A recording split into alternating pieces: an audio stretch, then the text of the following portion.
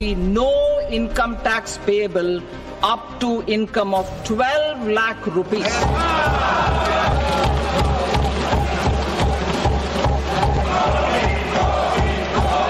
Middle class को इससे बहुत बड़ा लाभ होने वाला है। बिहार में जैसे आप जान रहे हैं कि अभी तक में मात्र 2 ही इंटरनेशनल एयरपोर्ट्स हैं, उसको एविएशन सेक्टर में ये बहुत बड़ी पहल है। ये टैक्स बेनिफिट्स वगैरह दिया है तो मिडिल क्लास के लिए काफी आई वुड से एनकरेजिंग है।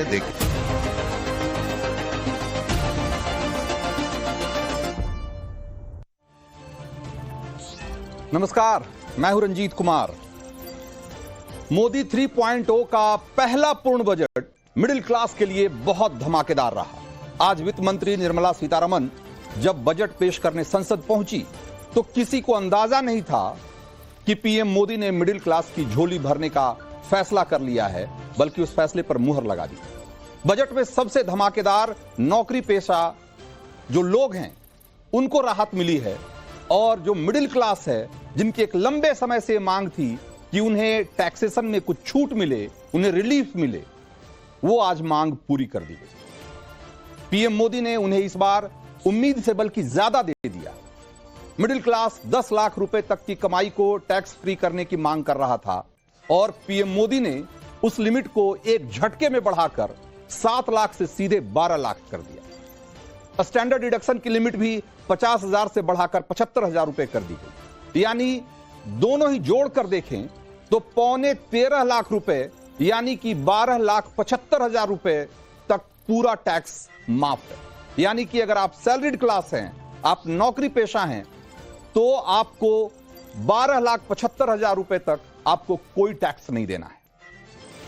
तो बजट में टैक्स को लेकर लिया गया फैसला क्यों ऐतिहासिक है और कैसे नए भारत की बुनियाद रचेगा, भारत की इकोनॉमी को एक दुनिया की बड़ी इकोनॉमी, तीसरी बड़ी इकोनॉमी बनाने में मदद करेगा, अब इस पर भी देश में चर्चा हो रही है। और आज के न्यू टैक्स रेजिम में उसकी एक झलक साफ साफ दिखाई देती है। वित्त मंत्री निर्मला सीतारमण ने आम बजट पेश करने के दौरान ऐसे कई ऐलान किए जिसे सुनकर कई लोगों को अपने कानों पर विश्वास नहीं हुआ, क्योंकि अब देश में 12 लाख रुपए तक की कमाई पर 1 रुपया भी टैक्स नहीं देना है आपको। लेकिन बात सिर्फ इतनी नहीं है। निर्मला सीतारमण ने एजुकेशन, हेल्थ, फार्मिंग सेक्टर और ऐसे बहुत सारे दूसरे क्षेत्रों के लिए भी बहुत सारे ऐलान किए हैं, जिससे कि देश में आम आदमी को राहत महसूस। तो निर्मला सीतारमण ने न्यू टैक्स रेजिम में जो बड़ा बदलाव किया है, जिसका बड़ा फायदा टैक्स पेयर को मिलेगा। बजट में न्यू टैक्स रेजिम के मुताबिक अब 12 लाख की इनकम तक जो टैक्स नहीं लगेगा, इसमें कैसे कैसे टैक्स स्लैब बनाए गए हैं और टैक्स छूट का फायदा कैसे मिलेगा आपको, यह जरा समझने की बारी है। तो और इसे समझने के लिए हमारे साथ पब्लिक पॉलिसी एक्सपर्ट के तौर पर डॉक्टर सुबी भी हमारे साथ मौजूद हैं, और इनके जरिए और बेहतर तरीके से हम समझने की कोशिश करेंगे। जरा दिखाइए कि किस तरीके से जो नया टैक्स रिजीम के तहत जो घोषणा की गई है वो क्या है, और उसमें पहले क्या था और अब क्या है। तो जो एक बात समझने की जरूरत है यहां पे कि जो फायदा हो रहा है वो न्यू टैक्स रिजीम के तहत ही हो रहा है, और न्यू टैक्स रिजीम जो 2024-25 और ये 25-26 यानी कि इस वित्त वर्ष का क्या है और कैसे है, आप देखिए जरा। तो अगर आप देखिए, पहले जो था कि अगर 0 से 3 लाख रुपए तक आपकी आय थी तो आपको 0% टैक्स देना था, यानी कि टैक्स फ्री था। लेकिन अब वो स्लैब बढ़ाकर 0 से 4 लाख तक कर दिया गया है, यानी कि 4 लाख रुपए तक अगर आपकी इनकम है तो उसमें आपको कोई टैक्स नहीं देना है। लेकिन इसको समझने की जरूरत है कि ये 12 लाख का आंकड़ा जो है कि 12 लाख तक टैक्स कैसे नहीं आपको देना है। तो अगर 12 लाख रुपए तक अगर आपकी आमदनी है या आपकी सैलरी है तो आप टैक्स के दायरे से बिल्कुल फ्री है। लेकिन 12 लाख से ज्यादा अगर आपकी इनकम है, आप सपोज करिए कि 13 लाख आपकी इनकम है, तब आप कैसे टैक्सेशन होगा, टैक्सेशन के दायरे में कैसे आएंगे और कौन से टैक्स स्लैब के तहत कितना पैसा आपका टैक्स में जाएगा, यह समझने की जरूरत है। तो आप यूं समझिए कि अगर आपकी सैलरी 13 लाख रुपए है तो आपको कैसे टैक्स देना है। तो अब 0 से 4 यानी कि 4 लाख तक तो कोई टैक्स नहीं लगना। 4 से 8 लाख रुपए तक की जो इनकम होगी उस पर 5% का टैक्स लगेगा। पहले लिमिट कितनी थी? 3 से 7, यानी कि लोअर और अपर लिमिट दोनों 1-1 लाख रुपए बढ़ाई गई है। फिर अगर 8 से 12 लाख तक जो है वो 10% आपको टैक्स लगेगा, और उसी ढंग से 12 से 16 लाख पे 15% लगेगा, 16 से 20 लाख पे 20%, और 20 से 24 लाख पर 25%, और अगर 24 लाख से ऊपर है तो 30%। ये है टैक्स स्लैब। लेकिन ये टैक्स स्लैब तब अप्लीकेबल होगा जब आपकी सैलरी 12 लाख से ऊपर होगी, या अगर आप यूं कहें कि सैलरीड अगर आप हैं तो 12,75,000 से ऊपर होगी। सुबी, जरा इसको समझाने की कोशिश करिए, लोगों को थोड़ा कंफ्यूजन हो रहा है इसको लेकर कि भाई अगर 12 लाख तक फ्री है तो फिर टैक्स स्लैब क्या है। तो यह समझना जरूरी है कि भाई ये तब एप्लीकेबल होगा जब आपकी सैलरी 12 लाख प्लस हो। जरा बताइए। रंजीत जी, देखिए आज बहुत ही ऐतिहासिक दिन है और मेरे ख्याल से तो बहुत गौरवान्वित होना चाहिए हमें, क्योंकि यही मिडिल क्लास की आशा थी, यही हमारी आकांक्षा थी कि हमारे जेब में वापस क्या आता है। बचपन से हम यही सुनते आए हैं अपने माओ से कि अगर थोड़ा सा इधर उधर हो गया या रिश्तेदार घर में आ गए तो बजट साहब बिगड़ गया। आज जो है बजट बिगड़ा नहीं, आज बहुत सुधरा है, बजट बन गया है। इसलिए मैं बहुत खुश हूँ, क्योंकि पहली बात जैसे आपने कही कि 12 लाख तक कोई भी टैक्स नहीं है। अगर आपकी किसी भी तरीके से, चाहे वो कैपिटल गेन की इनकम हो, आपने कोई छोटी मोटी प्रॉपर्टी बेची हो, तो उस पर भी कोई टैक्स नहीं है। अगर आप सैलरीड एम्प्लॉय हैं, आप तनख्वाह लेते हैं, तो 12,75,000 तक जो आपका स्टैंडर्ड डिडक्शन होता है उसमें भी आपको सारे एग्जेम्पशन है, कोई टैक्स नहीं है। जैसे ही आप 12 लाख के ऊपर जाते हैं तो लोग सोचें कि हमारी 12 लाख वाले जो एग्जेम्पशन हैं वो भी हमें मिल जाएंगे। वो ही चेंज है कि अगर आपकी 12,80,000 मान लीजिए तनख्वाह हो गई या आमदनी हो गई, तब आप पे ये टैक्स स्लैब लागू है, जिसे हमने कहा 0 से 4 लाख पे 0% टैक्स है, 4 लाख से 8 लाख पे 5% टैक्स है, 8 लाख से 12 लाख पे 10% टैक्स है, 12 लाख से 16 लाख पे 15% टैक्स है, 16 से 20 लाख पे 20% टैक्स है। सारे स्लैब्स आप देख पा रहे होंगे, पर हमें ये समझना बहुत जरूरी है कि हम क्यों खुश हैं, और इससे जो हमारा नेट फर्क पड़ा वो बहुत ज्यादा फर्क पड़ा। तो आप ये एग्जाम्पल के तौर पे मैं समझाना चाहूंगी, अगर आपकी इनकम 12 लाख है तो आप इस नए न्यू पेंशन, ये न्यू टैक्स स्लैब स्कीम के अंतर्गत अगर आप ऑप्ट करते हैं तो आपको नेट 80,000 तक का बेनिफिट मिल रहा है, जो 100% रिडक्शन है जो हमारे पुराने स्लैब थे। अगर आपकी इनकम 18 लाख है तो आपको 70,000 का बेनिफिट मिल रहा है, जो लगभग 30% रिडक्शन है पुराने हमारे नंबर से। एक बार हाँ, जरा वो भी दिखाते हैं, वो जो आप बता रही हैं, जरा उसको भी एक टेबल के रूप में हम आपको दिखाते हैं कि आपकी कितनी इनकम होगी या कितनी सैलरी होगी तो आपको कितने का फायदा होगा। जरा वो ग्राफिक्स दिखाइए। तो ये आप देखिए कि अगर आप, जैसा कि आप बता रही थी शुभी, कि अगर इनकम 12 लाख है तो अभी तक आपको 80,000 टैक्स देना था, है ना? और अब जो है वो घटकर 60,000 तक हो जाएगा, यानी कि 20,000 का फायदा। अगर 13 लाख अगर है आपकी सैलरी तो उस हिसाब से 1 लाख पहले आपको देना था, 75,000, 25,000 रुपए का फायदा है। अगर 18 लाख रुपए अगर आपकी सैलरी अगर सपोज करिए उसके आसपास है तो 2,30,000 आपको आपका टैक्स बनता था, अब आपको 1,60,000 देना, यानी कि 70,000 का फायदा। उसी ढंग से अगर 20 लाख रुपए आपकी सैलरी है रही पहले, अगर अभी है तो अभी जो टैक्स का रूल है उसके हिसाब से आपको 2,90,000 रुपया टैक्स देना पड़ेगा, लेकिन अब आपको सिर्फ 2 लाख रुपए देने पड़ेंगे नए टैक्सेशन के हिसाब से, और आपको 90,000 का फायदा है। और 25 लाख अगर आपकी सैलरी है तो 4.4 यानी कि 4,40,000 आपकी टैक्स लायबिलिटी बनती है, लेकिन जो नया टैक्स का वो स्लैब है उसके हिसाब से 3,30,000 यानी कि 1,10,000 का फायदा है। सो मैक्सिमम जो फायदा हो सकता है इस पूरे उसमें वो 1,10,000 रुपए तक का, यानी कि 20,000 से लेके 1,10,000 तक का फायदा आपको इसमें हो सकता है। रंजीत जी, 2 और बड़ी बातें सामने आती हैं। जैसे लोग बहुत मतलब आप अपने बड़ों से भी अपेक्षा बहुत रखते हैं, तो हमेशा आप ये सोचते हैं कि हमको क्या नहीं मिला। अब ये बड़े मुद्दे हैं क्योंकि बहुत कटाक्ष भी हो रहा है, बहुत आखेट भी हो रहा है। तो 1 लाख करोड़ डायरेक्ट टैक्सेस और लगभग 2,600 करोड़ इनडायरेक्ट टैक्सेस में सरकार माफ कर रही है। ये क्यों माफ कर रही है? इससे क्या होगा? हम क्या बनाने की कोशिश कर रहे हैं? हम $5 ट्रिलियन इकोनॉमी का जो हमने गोल रखा है और 2047 तक जो हम विकसित भारत की हमने स्वरूप तैयार किया है, वो तभी हो सकता है जब हम तीनों बातों का ध्यान रखें कि इन्वेस्टमेंट पे हमारा क्या फोकस है, देश में जो फिस्कल डेफिसिट का कंट्रोल होना चाहिए, हमारा खर्चा एक्सपेंडिचर वो कंट्रोल से बाहर नहीं जाना चाहिए, कितनी रकम हम मध्यम वर्गीय क्लास के हाथ में वापस दे सकते हैं, हमारे माताओं के बहनों के हाथ में, जिससे वो उसको निवेश कर सकें, जिससे जो आप सोच रहे थे पोस्ट कोविड सिनेरियो है, इकोनॉमीज ग्लोबली स्लगिश थी, तो वो किस तरह से उनमें नव संचार हो सके। यही सारी चीजें, कंज्यूमर स्पेंडिंग जब बढ़ेगी, जब हम उनके हाथ में पैसा देंगे, वो मार्केट में इन्वेस्ट करेंगे, सेविंग होगी, वो ही सब अर्थव्यवस्था को रफ्तार मिलेगी। बिल्कुल। अब इसमें एक इंपॉर्टेंट बात ये भी जानना है कि भाई ये जो छूट मिली है 12 लाख तक की, इसमें कितने सारे लोग इस दायरे में आए हैं, कितनी बड़ी तादाद में लोगों को फायदा हुआ है। तो अगर आप उस हिसाब से देखें तो इस देश में करीब 7.5 करोड़ लोग टैक्स रिटर्न फाइल करते हैं, टैक्स नहीं भरते जी। जो टैक्स भरने वाले लोग हैं वो सिर्फ 2.24 यानी कि 2.25 करोड़ लोग हैं जो कि टैक्स देते हैं।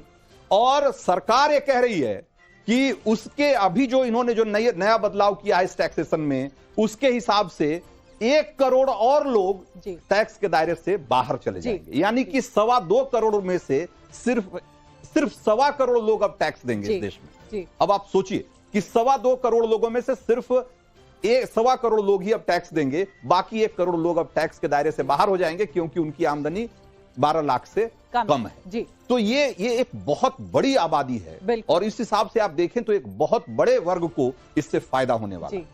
मैं आपसे जानना चाहता हूं कि ये जो और भी बातें करेंगे इसमें कि भाई इसमें मिडिल क्लास के लिए तो और भी चीजें कही गई है और भी बातें है इसमें, उस पर चर्चा करेंगे। लेकिन उससे पहले शुभी मैं आपसे जानना चाहता हूं कि भाई ये जो बजट है इसमें मिडिल क्लास तो बहुत खुश है, लेकिन क्या ये जो बजट है ये मोदी के विकसित भारत का जो सपना है, आत्मनिर्भर भारत का सपना है, दुनिया की तीसरी बड़ी अर्थव्यवस्था बनाने का जो लक्ष्य है, मिशन है, क्या हम उस दिशा में इस बजट से आगे बढ़ेंगे? बिल्कुल रंजीत, ये बहुत बड़ा सवाल है और मुझे ऐसा लगता है कि प्रगति की दिशा, दृष्टि और गंतव्य तीनों ही निर्धारित होना चाहिए। इसलिए हमारे लिए बहुत बड़े कदम उठाए गए हैं और इस हिसाब से ये वाकई दूरगामी दृष्टि का परिचय देता है। मैं इस बजट से बहुत खुश हूं क्योंकि सिर्फ हमने मिडिल क्लास की बात नहीं करी। देखिए, जब भी सरकारें मिडिल क्लास की, गरीबों की या हमारी जो है ज्यादातर फार्मर बेस्ड एग्रेरियन इकोनॉमी है, हम अपने मजदूरों की बात करें या हम किसानों की बात करें तो बहुत ऐसा होता है कि आप बहुत पॉपुलिस्ट बजट पेश कर रहे हैं। ये वाकई एक आम आदमी का बजट है। इंडस्ट्री के साथ भी आज सुबह से हम लोग बने हुए हैं तो चर्चाएं बहुत हुई। लोगों ने कहा कि क्या हम ग्रोथ की प्रोजेक्शन 8% की तरफ ले जा सकते हैं। आज हमने ज्यादातर 6%, 6.5% की बात करी, पर वो ग्रोथ कैसे होगी? वो ग्रोथ एक मीन्स टू एन एंड है, जहां हम उसके जो स्तंभ हैं उनको अगर हम निर्धारित करें, वो कैसे होगा? साइंस एंड टेक्नोलॉजी से होगा, वो कैसे होगा? एजुकेशन से होगा। एक बहुत बड़ा गिफ्ट और बहुत बड़ा एक डिसीजन जो आज हुआ, वो 500 करोड़ रुपए हमने एक नए आर्टिफिशियल इंटेलिजेंस के सेंटर ऑफ एक्सीलेंस की रूपरेखा के लिए रखा है, जो एजुकेशन पे फोकस करेगा, जो हेल्थ पे फोकस करेगा। एक ऐसा ही सेंटर ऑफ एक्सीलेंस एआई का पहले बना है जो सस्टेनेबिलिटी और एग्रीकल्चर पे फोकस कर रहा है। उसके अलावा यूथ के लिए बहुत सारी स्कीमें हैं, लड़कियों के लिए, बच्चों के लिए स्कीमें हैं, एमएसएमई के लिए उस पर भी चर्चा करेंगे, तो भी हम लोग उस पर भी चर्चा करेंगे। लेकिन एक इंपॉर्टेंट बात मैं कहना चाहता हूं कि जरा एक मोदी के बारे में, मोदी सरकार के बारे में कहा जाता रहा है कि भाई ये सरकार मिडिल क्लास को लेकर बहुत फिक्रमंद नहीं है। मिडिल क्लास आज की तारीख में टैक्स भरने वाला बस एक मशीन हो गया है और उसको उसी तरीके से देखा जा रहा है। लेकिन कैसे ये एक गलत धारणा है, जरा इस पर भी जरा एक आंकड़े के जरिए हम समझने की कोशिश करते हैं कि आप देखिए कि जब 2014 में नरेंद्र मोदी ने पहली बार प्रधानमंत्री की कुर्सी संभाली तो उस समय जो छूट की सीमा थी इनकम टैक्स में वो 2.5 लाख रुपए, और आज 2025 में यानी कि 10 सालों में ये 5 गुना बढ़कर 2.5 लाख से 12 लाख पहुंच चुकी है। आप देखिए 2014 में 2.5 लाख तक टैक्स फ्री था, 2019 में फिर से 5 लाख, इसको 2.5 लाख से सीधे 5 लाख कर दिया गया, 2 गुना सीधे। और उसके बाद 2023 में इसको बढ़ाकर 7 लाख कर दिया गया और 2025 में 12 लाख, यानी कि 10 सालों में अगर उस हिसाब से आप देखिए तो 5 गुना ये बढ़ोतरी है। क्या आपको लगता है कि ये कम है? नहीं, मेरे हिसाब से देखिए हम दोनों ही चीजों को बैलेंस करते हैं। हम इन्फ्लेशन को भी बैलेंस करते हैं। आप बोलेंगे कि आटे दाल, पर ये मुझे लगता है एक बहुत डिसाइसिव स्टेप है। इसको सिरे से नकार देना और बोलना कि मिडिल क्लास पे कुछ ध्यान नहीं दिया जा रहा, इस बात से तकलीफ होती है। क्या हम और कर सकते हैं? बिल्कुल और कर सकते हैं, क्योंकि हमारी उसकी कोई सीमा नहीं है। पर हमारी उम्मीदों की सीमा नहीं है, उनके करने की तो सीमा है, क्योंकि वो नियम और बहुत सारी चीजों को देखना होगा। वाकई फर्क पड़ा है। इसके अलावा भी अगर इस बजट में भी आप देखें, चाहे वो घर का रेंट हो या आपके क्लेम हो शॉर्ट टर्म कैपिटल गेन पे या लॉन्ग टर्म कैपिटल गेन पे, या अगर आप 2 रेंटेड प्रॉपर्टीज को क्लेम करना चाहते हैं रिबेट में, वो सारे प्रावधान इस बजट में वाकई उन्होंने रखे हैं। तो ये हमें डिटेल स्टडी करने की आवश्यकता है। और इसका जिसको कहते हैं फाइन प्रिंट, तो हमें भी कम से कम 1 हफ्ता लगेगा इसका हर पन्ने को पलटने में या आउटले देखने में। पर मोटी मोटी बातें ये हैं कि जिन चीजों से मिडिल क्लास को फर्क पड़ता है, चाहे आपके बच्चों की एजुकेशन हो, चाहे आपका वाकई उज्जवल भविष्य हो, आपकी यूथ के लिए स्कीम हो या एमएसएमई एड्रेस करने की कोशिश की गई है। अब जरा एक बहुत रोचक बात इसमें जरा हम लोग देखते हैं कि निर्मला सीतारमण, जिनको कि अभी इस बजट के पहले तक वसूली ताई कहा जा रहा था, वो अगर इस सरकार में सबसे ज्यादा लोग किसी मंत्री से नाराज थे, खास करके मिडिल क्लास, तो निर्मला सीतारमण थी। एक बजट ने कैसे पूरी इमेजरी चेंज कर दी है, जरा कुछ मीम्स के जरिए देखिए आज सोशल मीडिया पे क्या चल रहा है। देखिए निर्मला ताई, जरा एक एक करके दिखाइए, थोड़ा स्टे दीजिएगा, कि निर्मला ताई आपने एकदम गेम बदल दिया। माई अपॉलॉजीज। अब देखिए यहां एक बच्चा जो है उनको लक्ष्मी कहा जा रहा है कि वसूली ताई से लक्ष्मी माता हो गई। बस एक बजट में कुछ और तस्वीरें दिखाइए।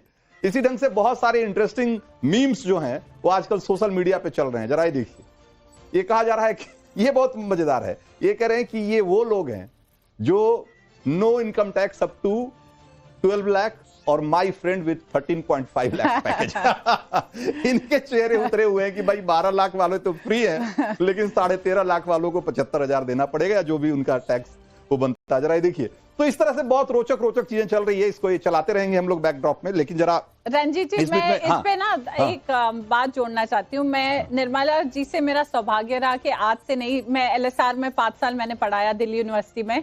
हम लोगों ने एक सेमिनार किया था जहां बहुत ही इंस्पायरिंग उन्होंने बात करी कि कोई भी अगर बिल आए या कोई भी पॉलिसी आए, क्या हम उसका जेंडर ऑडिट या गिलोटिन करते हैं। तो आप एक उनका स्वरूप देखते हैं जहां बहुत सारी उनकी जो परिस्थितियां हैं वो ये हैं कि उनको कड़े डिसीजन भी लेने हैं। तो बहुत बार जैसे आप जिक्र कर रहे थे कि काफी मीम्स बनते हैं या काफी कटाक्ष होता है, बट हमने उनका वो रूप देखा है जहां हर सोशल प्रॉब्लम, हर तबके के इश्यूज वो गहराई से समझती हैं। और ये बजट की भी अगर आप देखें तो आज सुबह भी जिक्र हो रहा था कि आरआरआर किस्म का बजट है, रिस्पॉन्सिव भी है, रेफॉर्मेटरी भी है, सुधार की भी उन्होंने प्रयास करे हैं और रेवोल्यूशनरी भी है। तो अगर आप इतना मतलब जिगर रखते हैं और इतनी कुव्वत रखते हैं कि आप पब्लिक की, जनता के भले के लिए डिसीजंस ले सकते हैं, बहुत अग्रेसिव गोल्स भी आपने नहीं रखे कि स्टेबिलिटी आए इकोनॉमी में, पर वाकई मैं कहना चाहती हूँ ये सबका साथ, सबका विश्वास और सबका विकास वाला बजट है। अब एक इसी में एक तबका है किसानों का भी,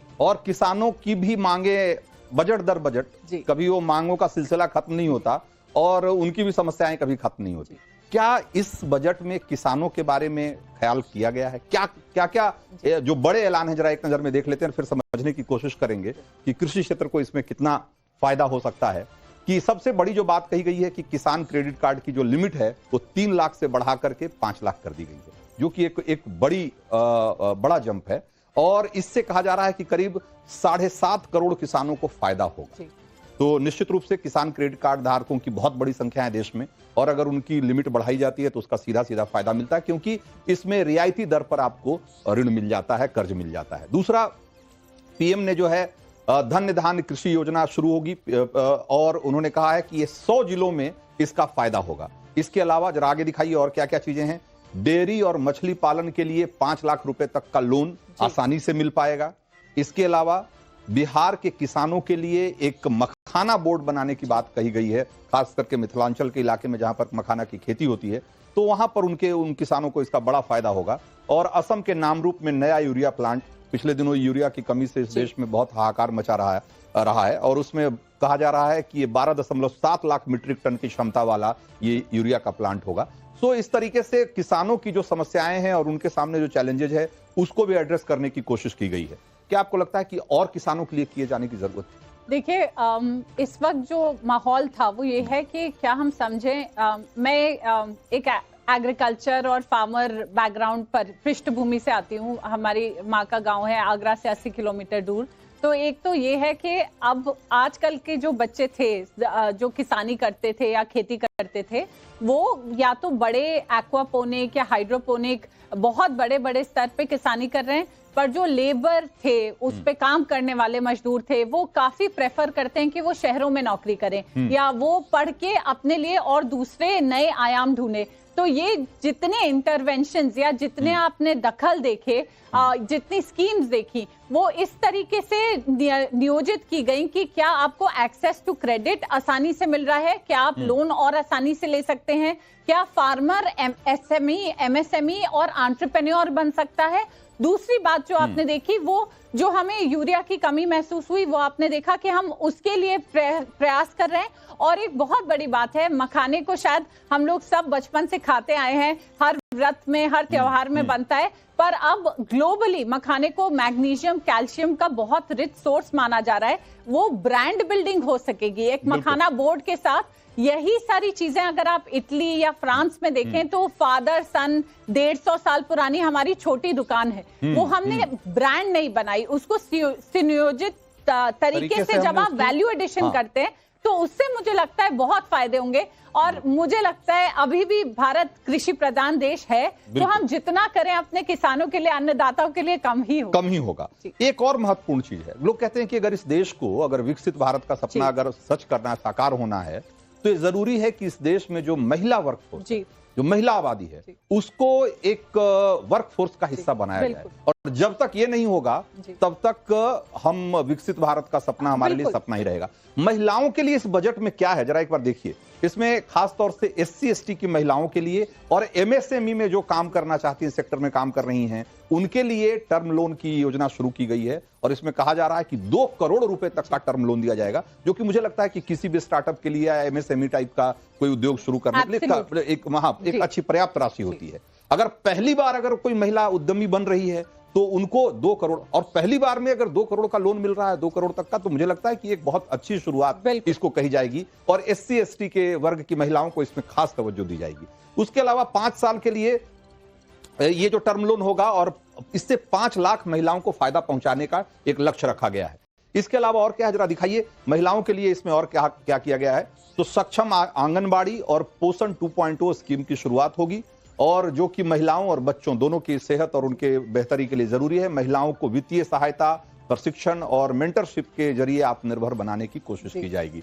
तो एक तो हुआ कि भाई महिलाओं को आप सीधे सीधे कामकाजी महिलाओं के तौर पे आप वर्कफोर्स में कि उनको शामिल करें। और दूसरा है कि जो जहां हैं वहां किस तरीके से उद्यमिता के जरिए, अपने एंटरप्रेन्योरशिप के जरिए या कुछ खास तरह की ट्रेनिंग के जरिए एक प्रोडक्टिव उसमें आ जाएं, है ना। इस पर काम करना जरूरी है। क्या लगता है कि महिलाओं को आत्मनिर्भर बनाने, सक्षम बनाने और एक तरीके से उनके एम्पावरमेंट के लिए इस बजट में ठीक ठाक आपको प्रावधान दिखाई देते हैं? बिल्कुल रंजीत जी, देखिए ये जो मुद्दा है वो मेरे दिल के बहुत करीब है। एज अ वुमेन लीडर और स्पेशली टेक्नोलॉजी स्पेस से हम आते हैं, तो चाहे वो स्टेम एजुकेशन हो, हमें ज्यादा महिलाएं चाहिए हर क्षेत्र में। और अगर हमारा अब $6.3 ट्रिलियन इकोनॉमी का गोल है, जिसको $5 ट्रिलियन इकोनॉमी से माननीय प्रधानमंत्री जी ने रिवाइज किया, अगर आप आधे वर्ग को या आधे तबके को आप बाहर रखेंगे तो वो संभव ही नहीं है। तो हमें इस बजट को बाकी सारे या पिछले बजट के साथ मिलकर पढ़ना पड़ेगा। चाहे आप लक्ष्मी लखपति दीदी देखें, चाहे आप ड्रोन की तालीम देखें जो गांव-गांव में हो रही है। गांधी जी का जो परिपेश था हमारे लिए, वो भारत और हिंदुस्तान गांव में बसता है। तो जो पलायन हो रहा है उसको रोकने के लिए अगर हम अपने जो ट्रेडिशनल विजडम है उससे सीखते हुए एमएसएमईज, एसएमईज में 2 करोड़ का लोन अच्छे स्टार्टअप्स के लिए सीड फंड की तरह एक बहुत बड़ी रकम होती है। उसके साथ साथ जो हम ट्रेनिंग की बात कर रहे हैं कि आर्टिफिशियल इंटेलिजेंस का इस्तेमाल करके एमएसएमईज में और एजुकेशन में आप क्या क्या सिखा सकते हैं, जो आपको बीज की प्रजातियों की जानकारी दे कि कौन से 26 तरह के समझ लीजिए चावल के बीज होते हैं या गेहूं के बीज होते हैं जो उस एरिया में कम पानी में ज्यादा उपयोगी तरीके से शामिल हो। उसके अलावा एनएसडीसी हमारा जो स्किल्स पे फोकस है, हमें इन सारी चीजों को साथ में लेके अगर हम देखें तो बहुत इंपॉर्टेंट पहल है। सहित हमने रिपोर्ट निकाली जिसमें हमने कहा है कि 2030 तक कम से कम 20% एंटरप्रेन्योर्स कैसे महिलाएं हो सकती हैं। पीडब्ल्यूसी की एक स्टडी है जो कहती है अगर महिलाएं लीडरशिप में रहें तो आपकी direct profit line, profit margin पे 30% का इजाफा होगा, क्योंकि महिलाएं कस्टमर सेंट्रिसिटी से सोचती हैं, वो सिर्फ प्रॉफिट एंड लॉस से नहीं सोचती। तो मुझे तो बहुत खुशी हो रही है, ज्यादा से ज्यादा महिलाएं आगे आएंगी और हमारे लेबर वर्कफोर्स में पार्टिसिपेशन उनका बढ़ेगा। एक और बहुत अहम बात है, चाहे तमिलनाडु की फैक्ट्री हो, चाहे ग्रेटर नोएडा की इलेक्ट्रॉनिक्स और मोबाइल फैक्ट्रीज हो, जैसे बीसीडी टैक्स रिमूव हुआ उससे कंपोनेंट्स पे और जो हमारा पीएलआई स्कीम है उससे इलेक्ट्रॉनिक्स पे बहुत बड़ा बूस्ट मिलेगा। आप देख रहे हैं एप्पल, सैमसंग इस सेक्टर में काम करने वाले जो वर्कफोर्स है महिलाओं की संख्या बहुत, क्योंकि हाथ उनका निम्बल होता है, वो यूनियन बाजी नहीं करती, बहुत डिसिप्लिन्ड होती है, पॉलिटिक्स कम होती है, तो बहुत सारी इलेक्ट्रॉनिक्स। तो इसमें अगर हम और क्षमता बढ़ाते जाएं तो वाकई ये इंडिया का टेकेड है। ठीक है, बहुत बहुत शुक्रिया आपका सुभी इस चर्चा में भाग लेने के लिए। और इसमें कोई दो मत नहीं है कि जो कहा जा रहा है कि जैसा कि खुद प्रधानमंत्री मोदी ने कहा है कि ये विकसित भारत के सपने को साकार करने वाला बजट है, और आप जिस तरीके से इसकी समीक्षा कर रही थी उससे मुझे लग रहा है कि जो उन्होंने कहा है इस पर बहुत सारे लोग यकीन करते हैं। रंजीत जी देखिए, ये हमारी सबकी जिम्मेदारी, हमारी सबकी जिम्मेदारी है। पंच प्रण की अगर बात करी तो एक स्लेवरी माइंडसेट हमें तोड़ना है, दूसरा ये सोचना है हम देश के लिए क्या कर सकते हैं। तो बिल्कुल, तो सरकार ने अपनी तरफ से बहुत कुछ करने की कोशिश की है इस बजट में, अब हमारी और आपकी बारी है। तो इस